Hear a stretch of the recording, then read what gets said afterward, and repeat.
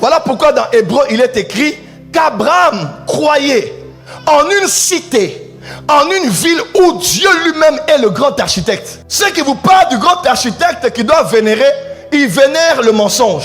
Ils diffusent la lumière parce qu'il était le diffuseur de lumière qu'on appelle Lucifer. Mais nous prions le grand architecte de l'univers qui s'appelle Dieu par son Fils Jésus-Christ.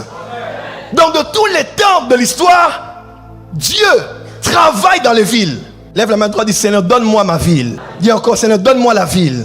Lorsque Christ, avant l'ascension, parlait aux apôtres en disant, vous allez recevoir une puissance. L'onction de manière originelle et originale n'était pas donnée pour trembler, n'était pas donnée pour faire tomber, n'était pas donnée pour les sensations. Quand il disait, vous recevrez la puissance quand l'Esprit viendra, ce sera pour toucher les villes. Premièrement, quelle ville? Jérusalem. Ensuite, Judée. Troisièmement, Samarie et jusqu'aux extrémités de la terre. Ézéchiel 5, verset 5 dit que Jérusalem est au centre du monde. Et en partant de Jérusalem, la ville la plus éloignée, la plus extrême de Jérusalem, c'est une ville qui est en Nouvelle-Zélande qu'on appelle Christchurch. Et cette ville existe, elle s'appelle du nom du Christ. Parce qu'à vrai dire, la bonne nouvelle a déjà quitté Jérusalem et a touché la ville la plus éloignée de Jérusalem. La puissance a été donnée pour toucher les milieux urbains. L'apôtre Paul, son ministère était très particulier.